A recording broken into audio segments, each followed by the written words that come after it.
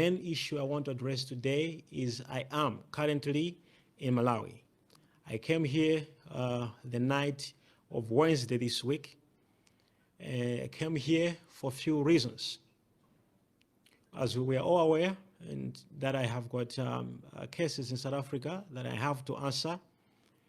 And as I promised that I do not want to abscond from any trial in South Africa, and I will not, because it's a wish of every person to have a fair trial and to have their innocence proved before courts. I believe in the law, and I'm a law-abiding citizen. But the events that have been happening in South Africa are so much uncalled for, and I can that I can say that there are a lot of injustices that have been happening in regards to my constitutional rights as a human being. As I said in the background of all the events, in 2017-18, I had a lot of problems with some people who were coming to me in the name of law enforcement, or let me say police officers who were looking for money, to extort money from me. These people gave me tough time to extort money from me, and I opened cases against them with the IP department in 2018 in South Africa. IP department is a department that investigates corrupt police officers, among other duties they have.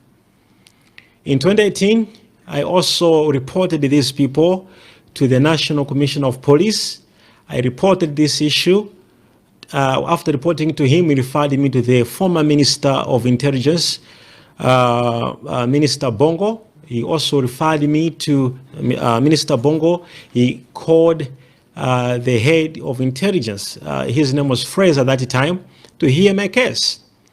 Not only that, I am told that there was General Matakata in South Africa who was informed of this issue. In 2018, when this thing was not being done, we went to the Inspector General of Intelligence as well to report this matter, that there are people who want money from me, and they're saying if I don't give them money, I will be arrested and I'll create so many cases against me. When these things were not being addressed, I thought of coming to Malawi in 2018 to involve human rights groups.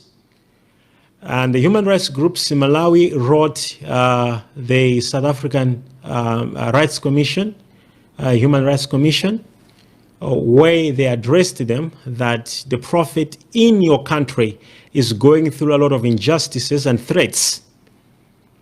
These threats continued to a level whereby in 2018 I had to, for the safety of my kids, send my kids back home to Malawi.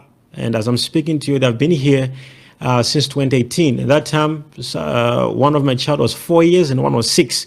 But because of the threats I was getting from these people in exchange of money and or arrests, I had to send my kids to Malawi, though they were very young. I had to send them to Malawi for safety reasons. As I've said, I informed a lot of agencies in South Africa, including the National Commission, the Minister, the IP department that opened the case against them. The human rights groups in Malawi wrote the South African Human Rights Commission, and the South African Human Rights Commission also wrote the judge president of the Hawks, informing him, informing the office what I was going through. That is in 2018. Shockingly, in 2019, the same group of police officers I had opened cases against with IPID, they came to arrest me.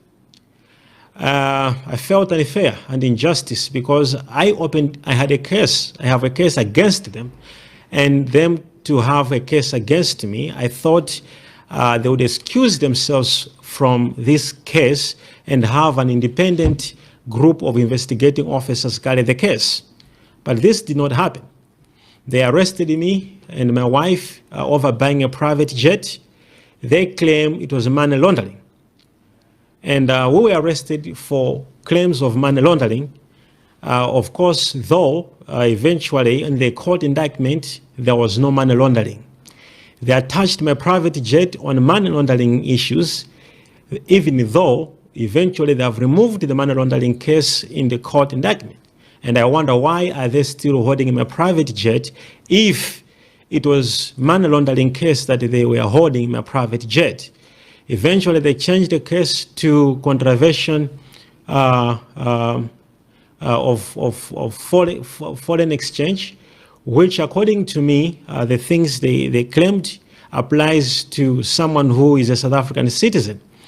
I did not buy a private jet as a South African citizen. I was a foreigner at that time and did not hold any permanent residence in South Africa.